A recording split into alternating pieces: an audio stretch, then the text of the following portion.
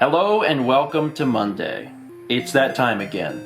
We have finished watching yet another season of Dragon Ball Z, so today's vlog will be the Dragon Ball Z Season 4 review. Now before we jump into it, and I let you give your recap that I love oh so very much, what's your first gut feelings? I liked it. Good season. Okay, so you enjoyed it. Mm-hmm. Compared to past seasons? I liked it more, maybe. Okay, well that's how I felt, and I was just curious how you felt about it, because this is the first season that I haven't seen in a long time. I watched Dragon Ball Z when I was a kid, and then when I was in college I watched seasons 1 through 3, so this is the first season that I haven't seen since I watched Dragon Ball Z originally a million years ago. So it's kind of a big deal because it's stuff that I vaguely remember, but not really. It's like you remember the highlights and you store the highlights in your head, and they start to transform. The nostalgia starts to take over, and it transforms in some way, which is one of the reasons why I thought that all of the Future Trunks stuff, like with him and Frieza, happened in one episode. And I kept saying, this is my favorite episode, and then I realized it was 3 or 4 episodes. Favorite episodes. Yeah, I'll get to that in a minute. Okay, so first things first. The first disc could not exist. I'd be okay with that. First things first, I'm going to let Mal do her recap because it's fantastic. So the whole first disc, not important. It's actually true. It's actually completely true. For anyone who is watching Dragon Ball Z on their own time, maybe you have the Blu-ray version like we have, you can actually skip the first disc. It is okay. It is 100% filler. In fact, the first part of the Season 4 is a mini-saga for Garlic Jr. And when you're watching and you haven't seen the movies, the first thing you say is... Who is Garlic Jr.? Who is Garlic Jr.? Is that Pilaf? Exactly! Because wouldn't it have been far more interesting if it was Pilaf? If it was Pilaf? Yeah. It would have been far more interesting, but instead it's Garlic Jr. Now, we haven't seen the films. I actually have seen the film. The Garlic Jr. movie? It's Dead Zone, and I watched it a million years ago. But this is one of the only times that I can tell where the anime is kind of assuming that you've seen the film. And it does explain it even if you haven't. Yeah. But it makes a lot more sense if whenever he appeared on screen you would be like, oh my god, it's Garlic Jr. from the movie. But you don't do that because there's 100 Dragon Ball Z films. Not 100, there's 15. That's a lot. Yeah. And you haven't seen Dead Zone, so whenever it comes up on the anime, Mal's like, who is this? And for a while they kind of assume you know who he is until finally someone, Kami or someone is like, oh, Garlic Jr., I recall. Yeah, that's exactly how it goes. So... You want me to recap now? Yeah, basically the Garlic Jr. saga is skippable. And actually, that's something else I haven't seen, because in college, when we finished Season 3, we started Season 4 just to see Trunks kill Frieza, and we skipped the entire Garlic Jr. saga because we were like, it's not important. And it is. It's filler. It's not in the manga, so you can skip it. Well, besides Garlic Jr., do you want me to go over that? Yeah, I mean, well... or just start after. We're very dismissive of the Garlic Jr. saga. I feel, because I remember thinking this, I feel like the very beginning of the Garlic Jr. saga is actually really strong, the first episode or two, when everyone's together. I was like, oh, this is cool. Falls apart. Yeah, and then it was like... Where's Goku? Oh my god, everyone is evil. Well, do you remember? It's Kami and Mr. Popo going through the netherworld, and the past gods of the earth are like, no, you can't come in. It's a members-only club. And it's just nothing but Mr. Popo going, Kami! And Kami going, Mr. Popo! And, that's it. That is it. That's all it is. And everyone's like, I sure wish Goku were here, and half the people end up evil. And then Piccolo is also there, and he does some fighting, and it's basically him and Gohan and Krillin. And this season starts with Krillin getting a girlfriend. Oh yeah, Marin. Mm-hmm. Who actually shows up in far more episodes than I remembered she did, but she's there, and she... Well, after Garlic Jr. Yeah. Because the whole Garlic Jr. And Icarus. the dragon that Oh, Gohan yeah. rides. Gohan's dragon. I Comes out of nowhere. I'm almost positive that's in some of the films, and it's another one of those throwback things. But anyway, yeah, go ahead. Well, Krillin has a girlfriend who is very airhead. And, Yeah. like, somehow does not turn evil with absolutely everyone else in the show. Because they all get, like, infected with something. Mm-hmm. And then, the mist. The dreaded The Mist. Blackwater Mist. The mist. Stephen King's The Mist.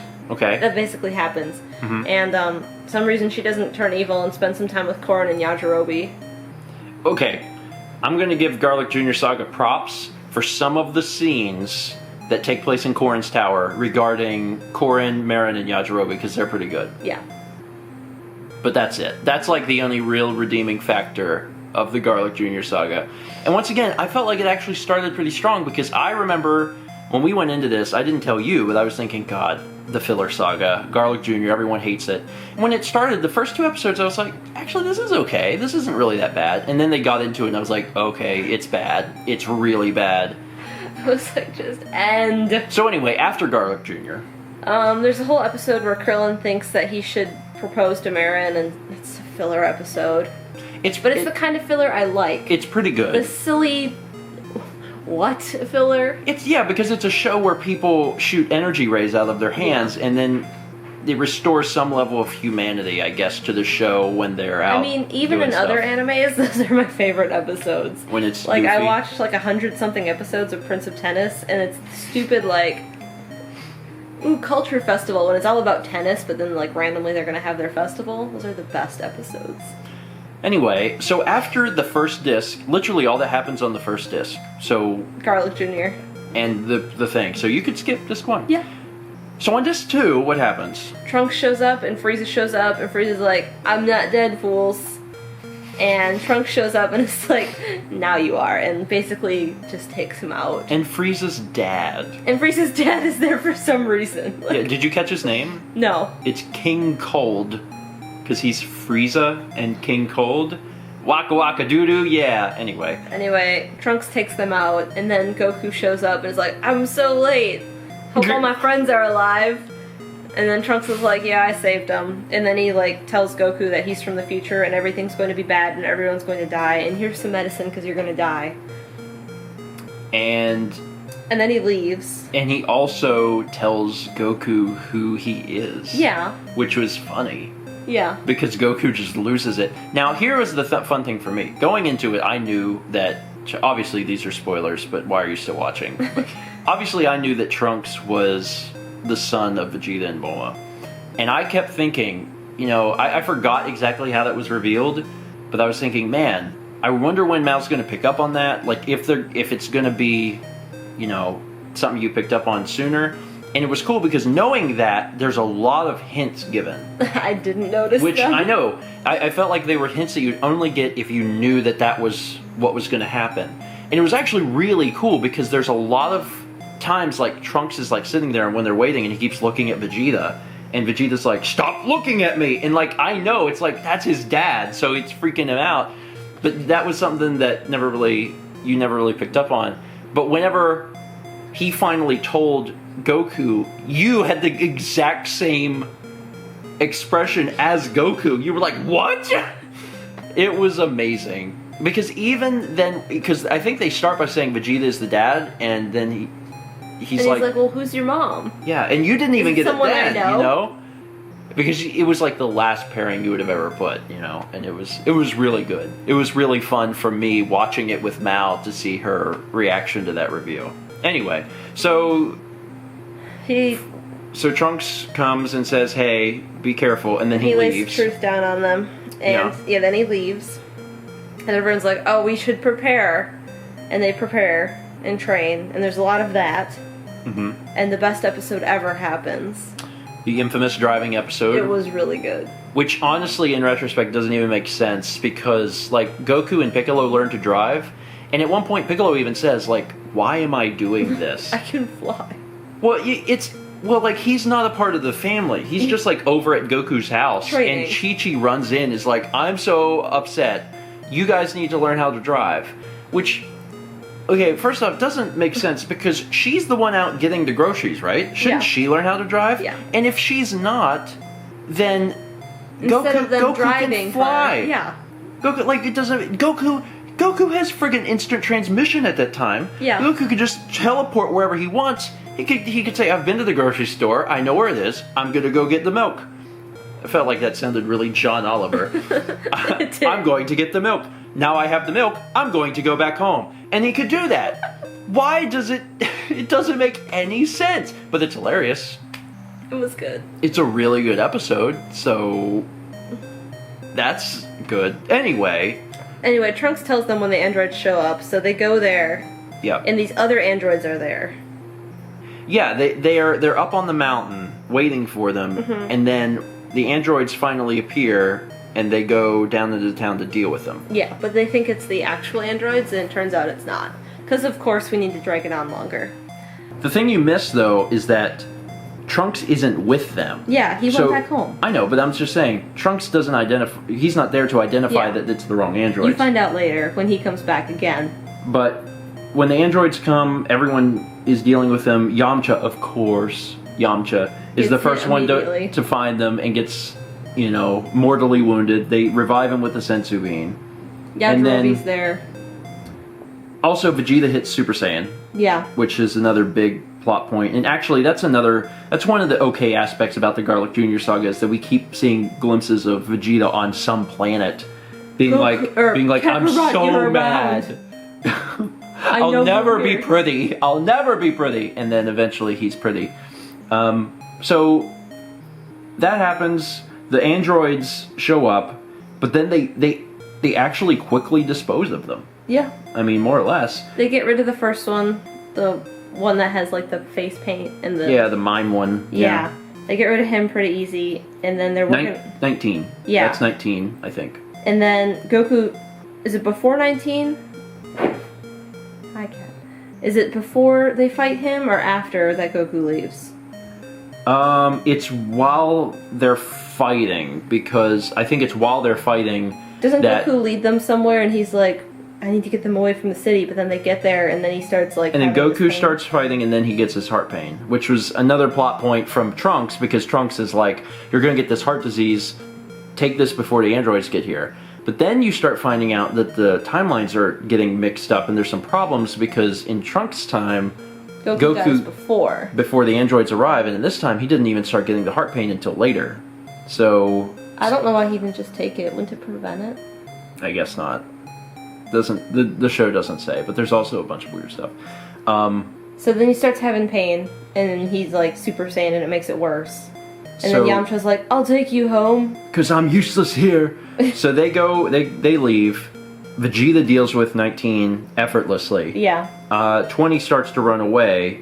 Well, they could have dealt with 20, but he started to run away. And then Trunks shows back up. Yeah. Because he's like, they're going to need my help. Why didn't I just stay in the first place? That's when he finds the decapitated head of 19, and he's like, something's wrong.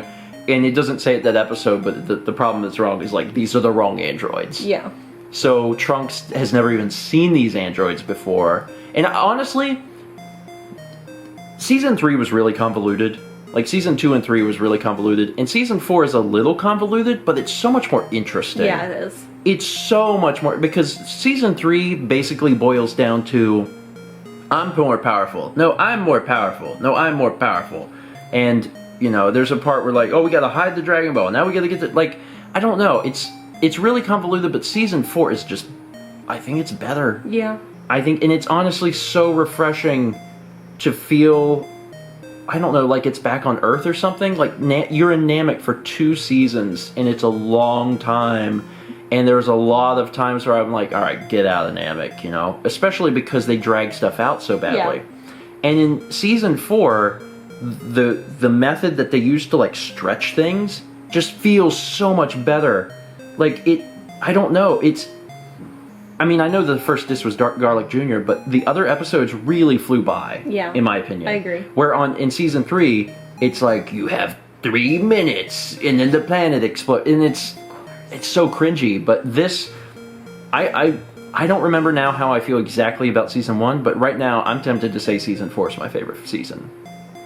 And a lot of it has to do with Trunks, because Future Trunks is such an awesome character. He just shows up out of nowhere, kills the most powerful being in the universe, and then is like, oh, yeah, I'm also a Super Saiyan, and that's my dad. And it's like, what? Like, there's so many cool things that are happening.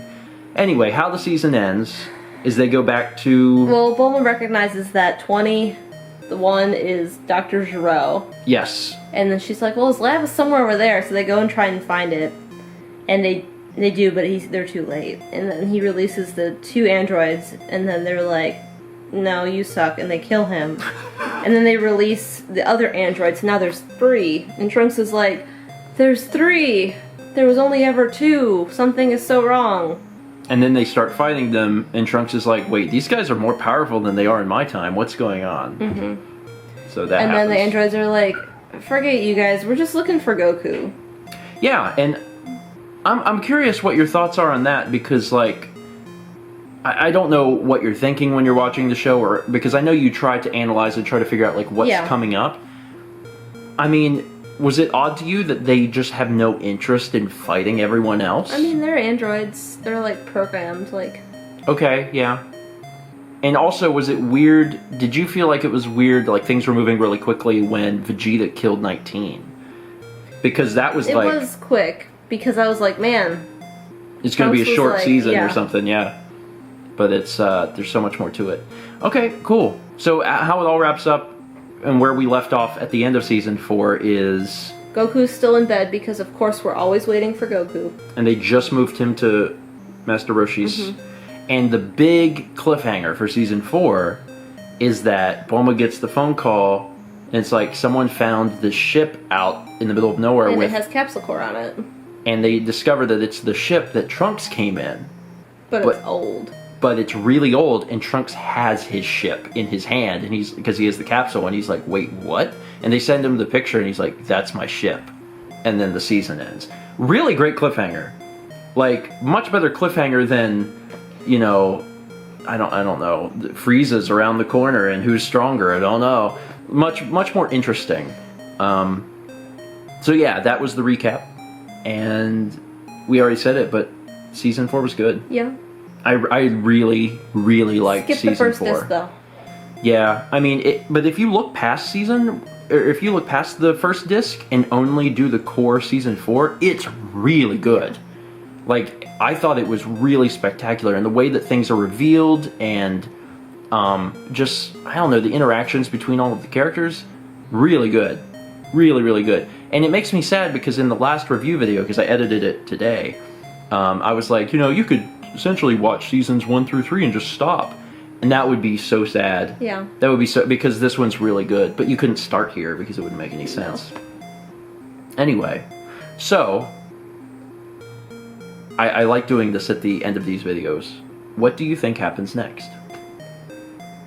Based on the information that we have.